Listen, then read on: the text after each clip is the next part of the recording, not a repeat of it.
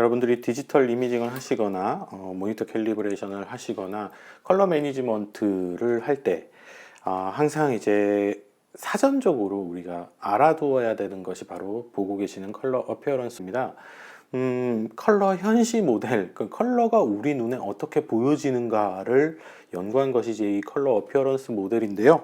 너무 어렵게 느껴지실 수 있습니다만 사진을 하시거나 영상을 하시거나 웹을 하시거나 그 어떤 컬러 작업을 하시더라도 사실 이 컬러 어피어런스에 대한 기본적인 이해는 반드시 필요합니다.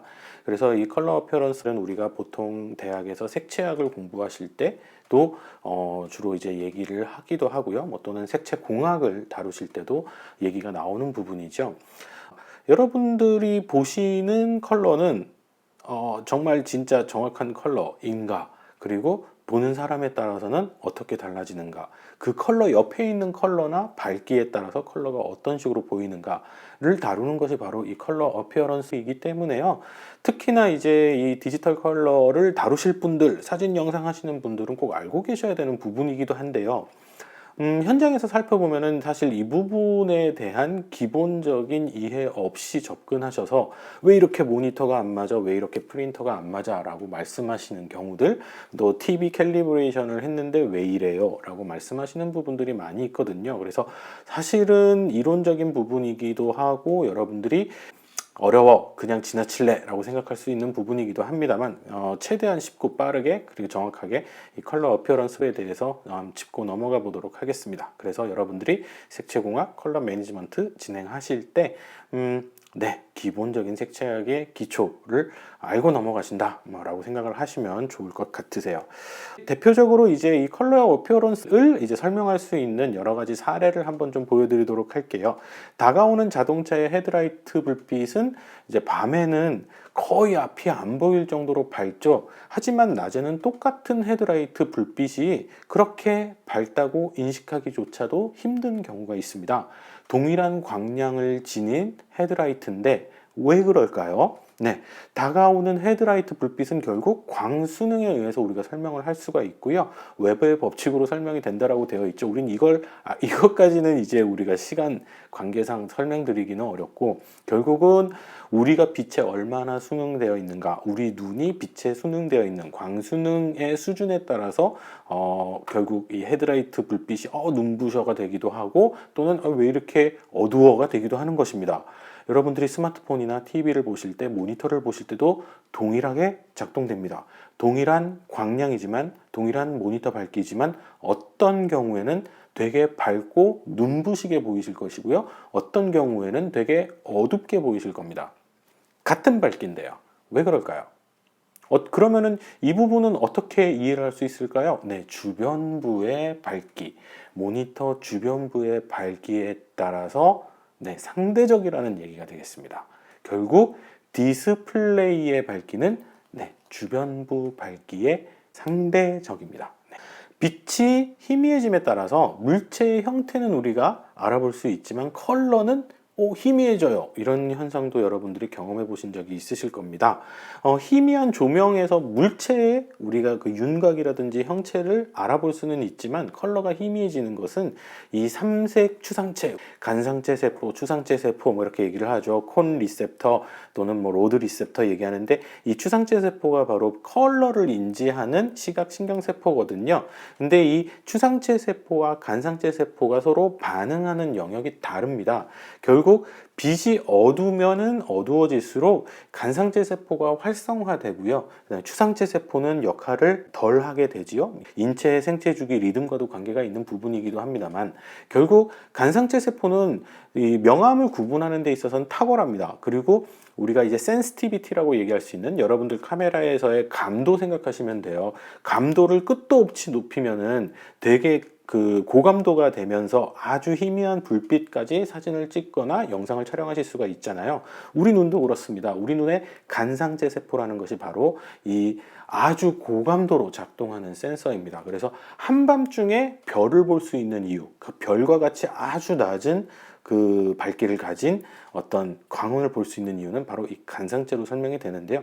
간상체 세포는 컬러를 인지할 수 없습니다. 그냥 밝고 어두움의 명도만을 인지합니다.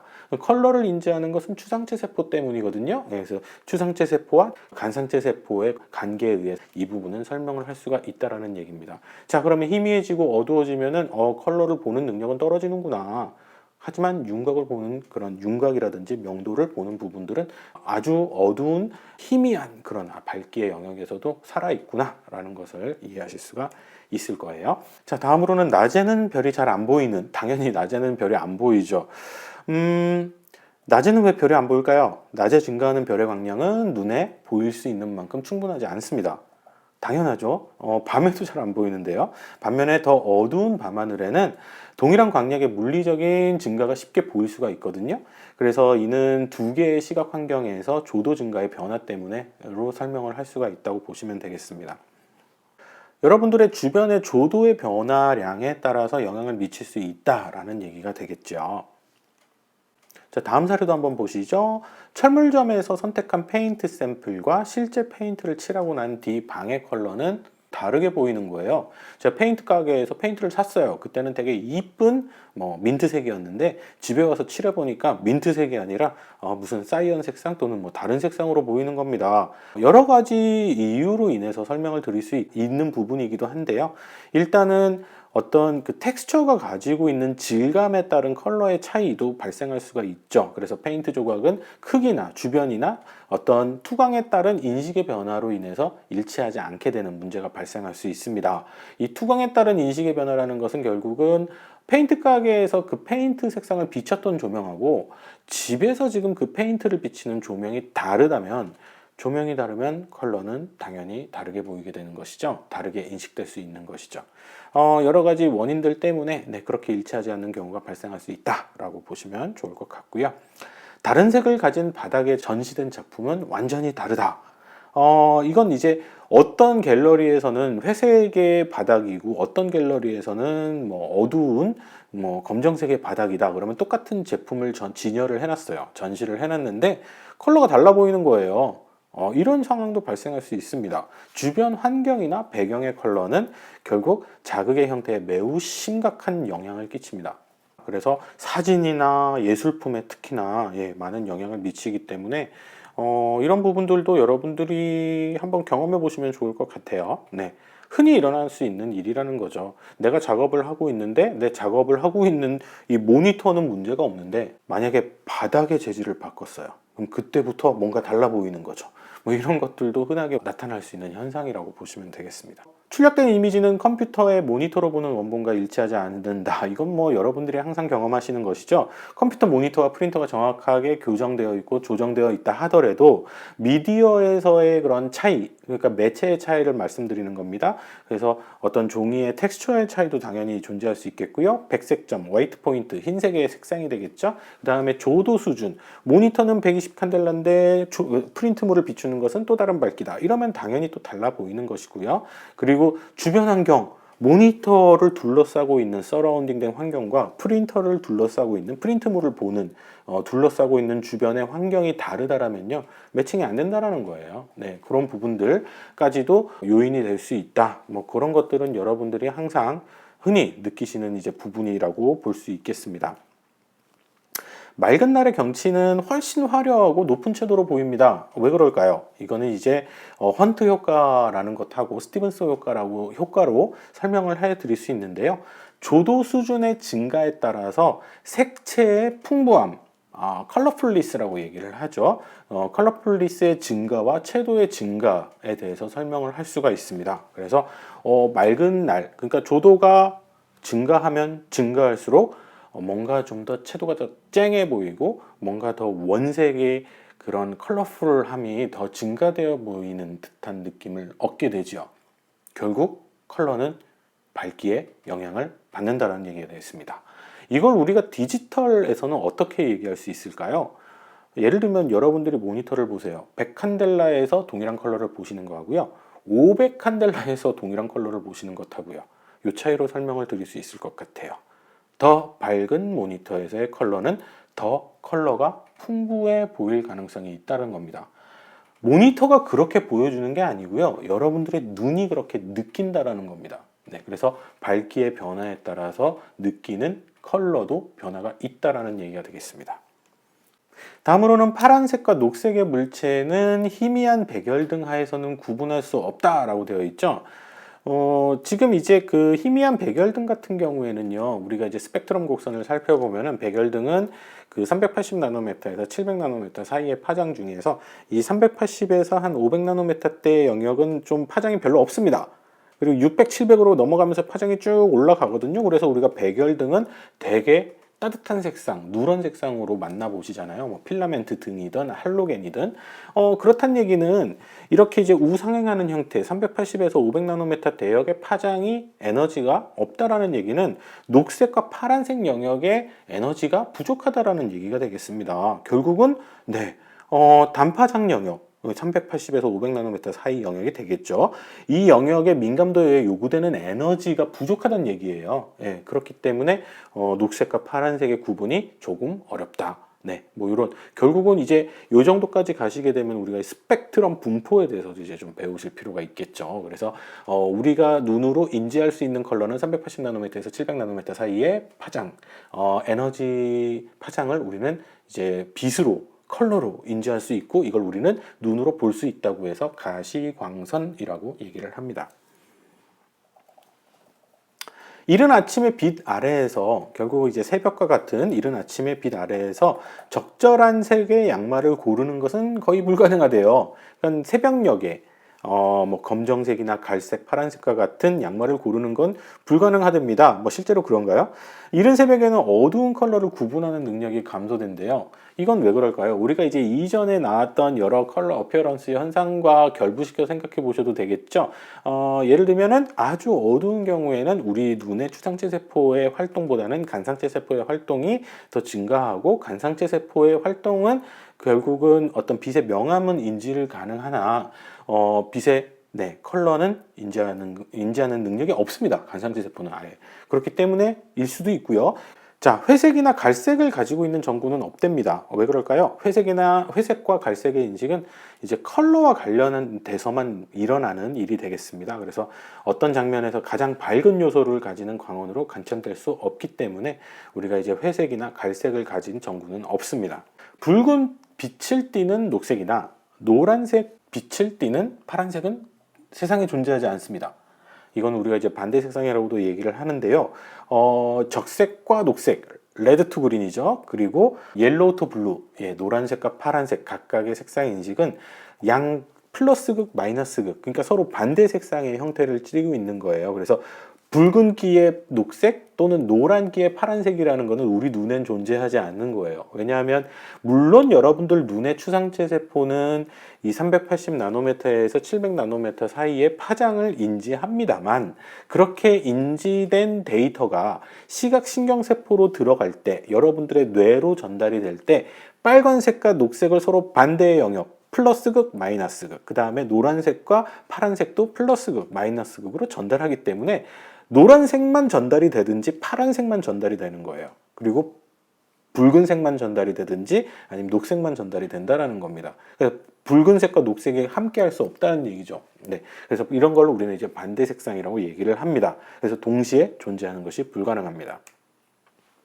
자, 그럼 지금부터 우리 눈의 각종 현상들을 함께 살펴보시면서 우리 눈이 가지고 있는 불완전성 그리고 정확하게 컬러를 인지하지 못하는 문제들, 왜 우리 눈이 컬러가 달라 보일 수밖에 없는가, 우리 눈이 부정확할 수밖에 없는가, 이런 부분들을 여러분들이 알고 계시면은 디지털 이미징이나 컬러 매니지먼트를 하실 때 보다 더 도움이 되실 것 같습니다. 자, 첫 번째 현상은 동시 대비 현상입니다. 표에서 보시는 바와 같이 위에 그 회색으로 되어 있는 영역을 한번 보시죠. 회색으로 되어 있는 영역에 보시면은 지금 이 회색하고 이 회색은 동일한 회색입니다. 같은 색의 회색이에요. 이 같은 색의 회색을 배경만 바꾼 겁니다. 한쪽은 검정색의 배경으로 놓았고요. 한쪽은 흰색의 배경으로 놓았습니다. 이 두 개의 회색이 어떻게 보이시나요? 어느 쪽이 더 밝고 어느 쪽이 더 어두워 보이시나요?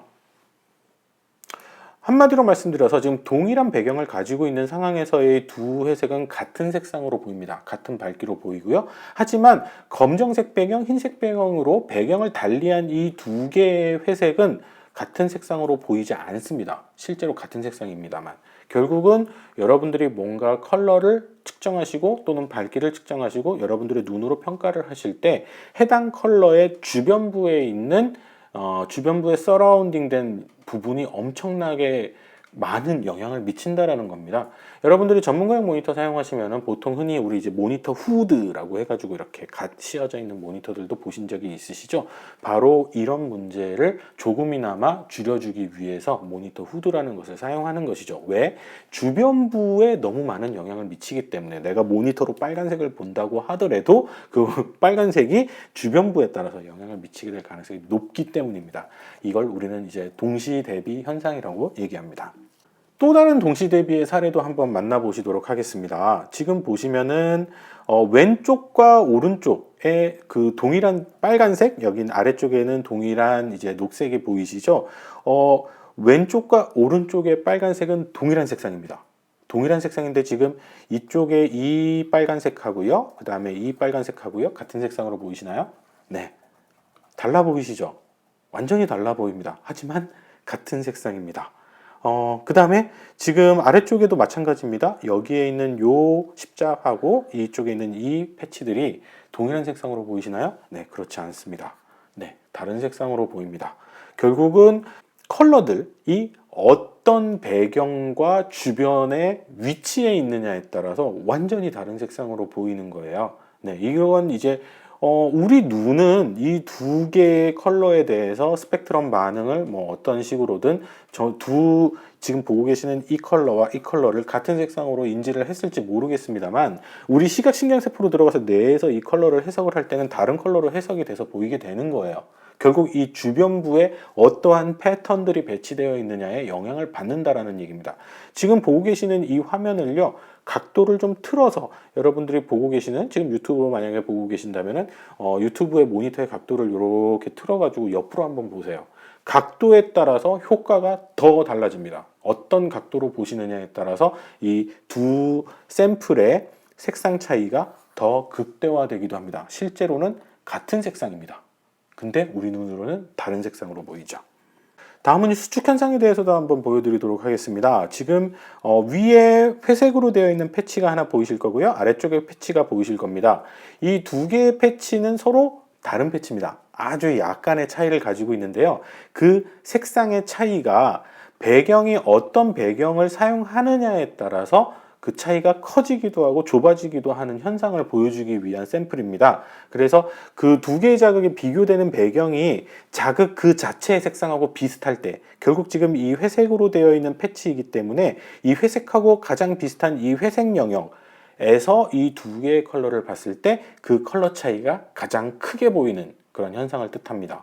그렇죠? 여기서는 크게 보이고 여기서는 상대적으로 작아 보이고 여기서도 상대적으로 작아 보이시죠? 그래서 이런 현상을 우리는 수축 현상이라고 얘기를 합니다. 그래서 어떤 특정한 컬러가 어떤 배경에 위치하고 있느냐에 따라서 그 두 개의 샘플링 컬러의 차이가 커지느냐 좁아지느냐 라는 것도 이렇게 여러분들이 직접 경험을 해보실 수가 있게 되시는 겁니다.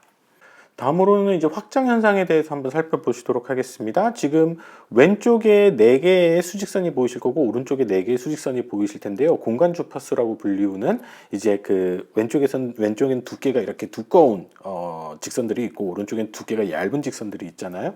우리가 이제 이 테스트를 할 때는 좀 시야각을 좀 멀리 두면서 다양한 거리에서 테스트를 해보실 수가 있는데요.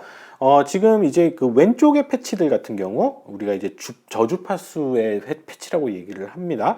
큰 패치들 같은 경우에는 동시대비 현상이 발생합니다. 그래서 약간 초록색의 느낌을 띠시게 될 거예요. 그리고 오른쪽에 있는 이 고주파수의 아주 이렇게 좁은 직선의 형태의 패치들에서는 약간 분홍색의 느낌을 얻으실 수 있을 것입니다. 이거는 거리를 달리해서 측정을 해보시면은 여러분들이 관찰을 해보시면 확인하실 수가 있습니다.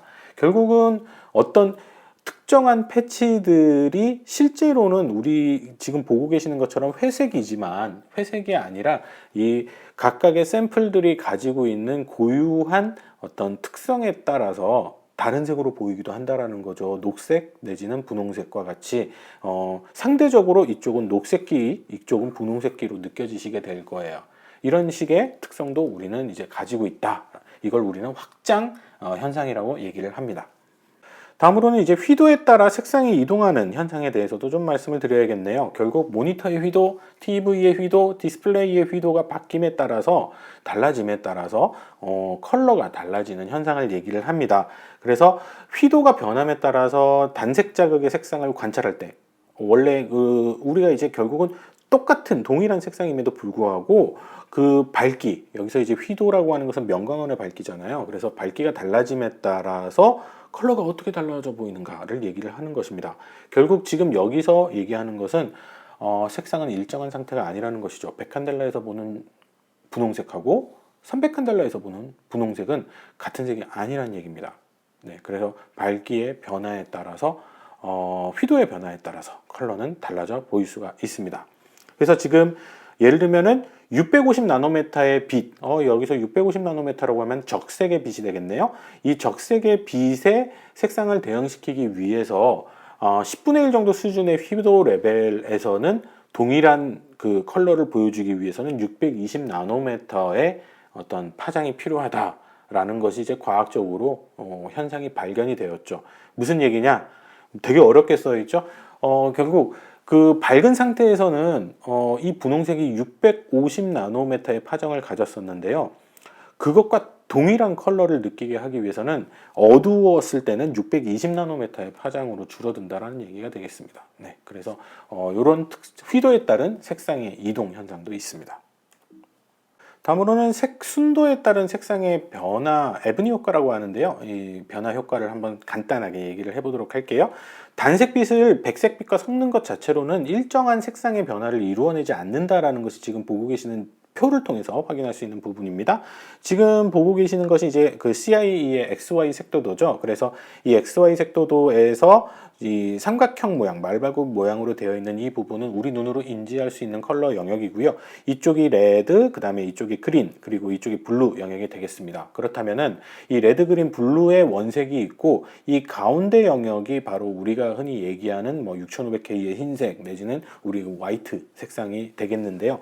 레드에서 흰색을 섞었어요. 레드에서 흰색을 계속 쭉쭉쭉쭉 섞으면은 얘가 이렇게 직선의 형태로, 또 블루에서 흰색을 섞었어요. 직선의 형태로, 그린에서 흰색을 섞었을 때 직선의 형태로 쭉 증가하는 것이 아니라 보시는 것과 같이 이렇게 좀 커브를 그린다라는 것이죠.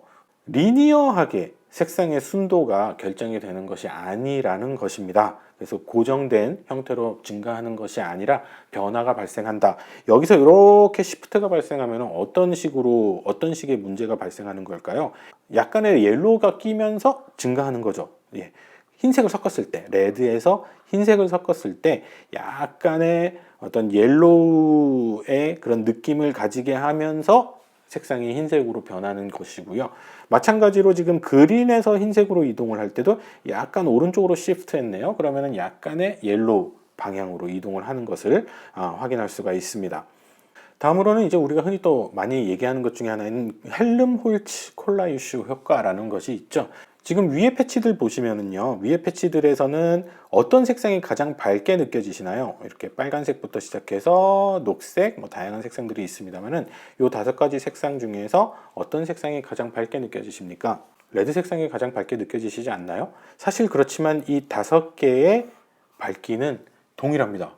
여기서 색상의 채도를 다 빼게 되면은 지금 아래에서 보시는 것과 같은 동일한 색상이 되어버립니다. 동일한 회색이거든요. 그렇기 때문에 일정한 밝기에서 채도가 더 높아질수록 더 밝아 보이는 그런 효과를 우리는 이제 헬름홀츠 콜라이슈 효과라고 얘기를 합니다. 자, 다음으로는 그 휘도에 따라서 선명도가 증가하게 되는 헌트 효과를 예를 들어서 간단하게 한번 보여드리겠습니다. 주어진 자극의 선명도는 휘도 단계에 따라서 증가한다. 지금 오른쪽에 보고 계시는 그림으로 생각하시면 좋을 것 같은데요. 백열 전구 아래에서 RGB 색상을 보는 것하고요. 태양 아래에서 RGB 색상을 보는 것하고요. 이 정도의 차이로 보다 더 뭔가 선명하게 보이게 된다. 결국은 휘도가 증가함에 따라서 더 선명하게 보이는 그런 효과도 우리 눈은 가지고 있습니다.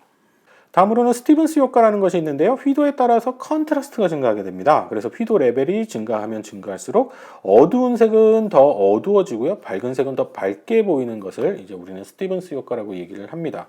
그래서 이것도 우리가 그 모니터나 TV와 같은 디스플레이에서도 생각을 해볼 수가 있는데요. 휘도가 올라가고 있어요. 그러면은 명도 대비가 높아진다는 거죠. 상대적으로 우리가 느끼기에. 그래서 검정색은 더 어둡게, 흰색은 더 밝게 느껴진다는 것입니다. 이걸 우리는 이제 스티븐스 효과라고 얘기를 합니다. 이 검정색과 같은 경우가 어두운 상황에서 명도 대비를 봤을 때 우리의 느낌이고요. 그 다음에 가장 밝은 상태가 이 파란색의 곡선이 되겠죠. 가장 밝은 상태에서는 명도 대비를 우리는 상대적인 휘도로 우리가 이만큼 느낀다라는 겁니다. 그래서 상대적인 밝기로 블랙이 더 어둡게 느껴지네요. 그쵸? 밝기가 밝아지면 밝아질수록 블랙이 상대적으로 더 어둡게 보이는 그런 효과를 얘기를 합니다. 지금 말씀드리는 것은 LCD에서 휘도를 증가시켰을 때 당연히 블랙이 뜨죠. 블랙이 뜹니다만 우리의 눈의 특성상 블랙은 좀 더 이렇게 떨어져서 보이는 것을 증명하는 것이 바로 이 스티븐스 효과라고 보시면 되겠습니다. 다음으로는 바틀슨 브레네먼 효과를 한번 보시도록 할게요. 배경에 따라서 영상의 컨트라스트가 어떻게 변화하는지를 설명해주는 효과로 보시면 되겠습니다. 모니터의 배경이 모니터 평면의 반사를 감소시키지 않고 밝게 될 수 있다면 조명을 모니터 뒤에 두어서 배경 부분을 밝게 하는 경우를 얘기를 하는 것이죠. 그런 경우에는 모니터에서 인지된 컨트라스트는 그것이 완전히 어두운 방에서 볼 때보다 훨씬 더 실제로 더 높게 보인다는 겁니다. 여러분들이 모니터가 있으시고요. 모니터 뒤의 배경을 얘기하는 겁니다. 모니터 뒤의 배경이 이 모니터에는 영향을 미치지 않는데 모니터 뒤의 배경이 더 밝다면 우리 눈으로 인지되는 영상의 명암 대비 컨트라스트는 더 증가한다라는 얘기가 되겠어요. 예를 들면은 이쪽이 어두운 배경이고요. 이쪽이 밝은 배경입니다. 어느 쪽에 명암비, 어느 쪽에 컨트라스트가 더 강하게 보이시나요? 밝은 쪽이 강하게 보이실까요? 어두운 쪽이 강하게 보이실까요? 네, 당연히 밝은 쪽이 강하게 보이시는 것을 확인하실 수 있죠. 결국 내가 사용하고 있는 디스플레이나 TV의 이 명암, 내가 느끼는 명암, 이 실측한 기계가 느끼는 명암이 아니라 내 눈으로 느끼는 명암은 네 모니터 뒤에 있는 백그라운드의 밝기에 영향을 받는다는 얘기입니다. 네, 그래서 내 모니터 뒷부분이 어두워요. 그러면은 이 상황이 되는 거고요. 내 모니터의 뒷부분이 밝아요. 물론 내 모니터에는 직접적인 영향은 미치지 않고요. 그러면은 이 상황이 된다는 것입니다. 네, 그래서 모니터나 디스플레이의 명암은 모니터 뒷면의 백그라운드에 영향을 받는구나 라고 이해를 하시면 되겠습니다. 다음으로는 이런 구조 효과 같은 것도 있죠. 그래서 구조 효과는 보시는 것과 같이 지금 여기에 그 가운데 원하고요. 여기 가운데 원하고요. 사이즈가 같아 보이시나요? 사실은 같습니다. 실제로는 같은데요. 실제로는 같은 요 원과 요 원이 주변에 둘러싸고 있는 나머지 그 배경에 따라서 크기가 크게 보이거나 적게 보이는 것, 이런 것들을 얘기하는 것이죠. 네, 마지막으로 구조 효과 한 개만 더 보시도록 하겠습니다. 구조 효과 보시면 지금 일단 A부터 한번 보시죠. A에서 보셨을 때는 위에 있는 마름모하고 아래에 있는 마름모는 같은 색상입니다. 같은 색상이죠. 자, 그런데 B를 한번 보시죠. 네, 마름모의 끝부분에 이렇게 삼각형의 팁을 하나 이렇게 색상을 넣었어요. 색상을 넣었고 C를 보시면은 아래쪽에 이렇게 이제 뒤에 배경을 넣은 것을 확인할 수 있습니다. 자, 마지막으로 D를 보시죠. 지금 이 두 개의 색상이 같은 색상입니다만 여러분들이 보시기에는 어떻게 느껴지시나요? 아래쪽에 있는 색상은 상대적으로 밝은 회색으로 보이고 위쪽에 있는 색상은 상대적으로 어두운 회색으로 보이는 것도 느끼실 수 있을 겁니다.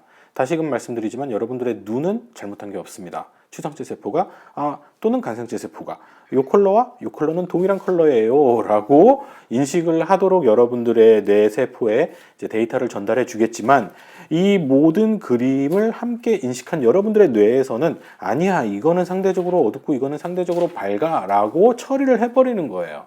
그래서 이런 다양한 효과들을 우리는 컬러 어피어런스 모델에서 현상으로 확인을 할 수가 있습니다. 그래서 대표적인 컬러 어피어런스 현상에 대해서 소개를 해드렸고요. 결국은 여러분들이 모니터를 보시거나 프린터를 보시거나 또는 웹 디자인 또는 뭐 사진, 영상과 같은 작업을 하실 때 나는 6500K의 색온도가 필요해요. 감마 2.2가 필요해요. 뭐 내지는 모니터가 프린터가 맞지 않아요 등등 정말 다양한 컬러 관련된 또는 밝기와 관련된 명암과 관련된 트러블을 겪으실 거예요.